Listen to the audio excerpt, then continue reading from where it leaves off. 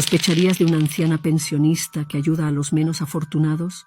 Soy Dorothea Helen Gray y esta es mi historia.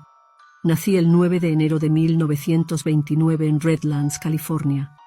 Mis padres, Trudy May Yates y Jesse James Gray, eran alcohólicos y recolectores de algodón. Durante toda mi infancia sufrí malos tratos por parte de ellos y a veces tuve que mendigar comida. Cuando tenía 4 años, mi padre falleció y 2 años después, mi madre murió en un accidente de moto. Acabé en una casa de acogida y más tarde me acogieron unos parientes en Fresno, California. A los 16 años me casé con Fred McFaul, un soldado que había regresado del Teatro del Pacífico. Entre 1946 y 1948 fui madre de 2 niñas, una de las cuales fue enviada a vivir con unos parientes. En 1948 me quedé embarazada de nuevo, pero sufrí un aborto espontáneo. Ese mismo año mi marido me abandonó. Así que empecé a mentir a la gente diciendo que había muerto de un ataque al corazón por vergüenza a haber sido abandonada. Para entonces estaba desesperada y sin dinero, así que empecé a falsificar cheques y fui detenida. La condena fue de 1 año, pero a los 6 meses salí de la cárcel. Poco después me lié con otro hombre y me quedé embarazada. Este niño también fue dado en adopción. Este matrimonio duró 14 años y estuvo lleno de agresiones y mucho sufrimiento. En 1966 me casé con un chico 19 años más joven. Se llamaba Roberto Puente. Nos casamos en México. Me engañó varias veces durante el matrimonio, que solo duró 2 años. Poco después de nuestra separación, me hice cargo de una residencia de ancianos que era como una pensión, situada en Sacramento, California.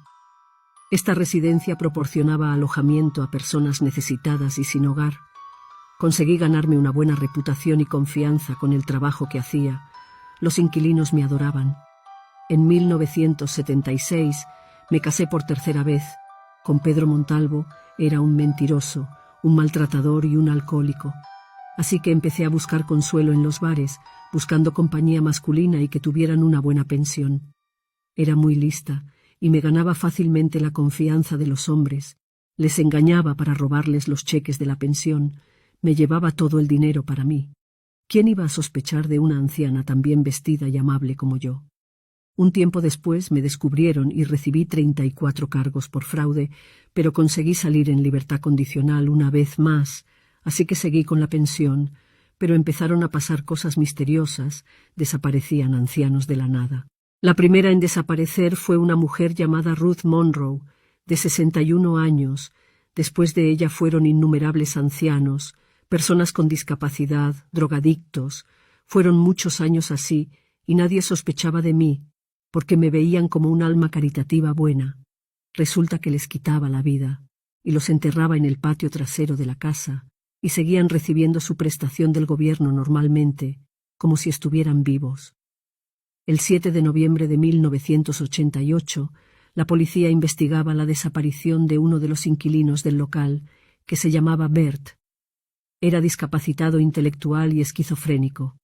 Tenía un aspecto desaliñado, vestía ropas harapientas y la gente a menudo lo confundía con un alcohólico, pero en realidad no bebía. Había vivido en varios lugares y en uno de ellos una mujer llamada Judy Moyes se encariñó con él. Vio su bondad y se dio cuenta de que no era un alcohólico ni un drogadicto. Decidió ayudarle a encontrar un buen lugar donde vivir. Después de oír hablar bien de mi pensión, decidió enviarle allí. Unas semanas después desapareció. Pero Judy esta vez fue más lista que yo, y no se creyó mis poco convincentes excusas. Me denunció a la policía, que fue a la pensión, y allí encontraron varios cadáveres que yo había enterrado, entre ellos el de Bert. Pero se creen que la policía me dejó libre, y solo fue a mi casa a detenerme 3 días después, pero yo ya había huido. Mi fuga no duró mucho, pronto me encontraron y fui detenido, con derecho a primicia televisiva. Mi foto salió en todos los telediarios de la época. Se me conoció como la pensión de la abuela. El 19 de junio de 1980, la juez dictó sentencia. Me juzgarían por 9 delitos de asesinato.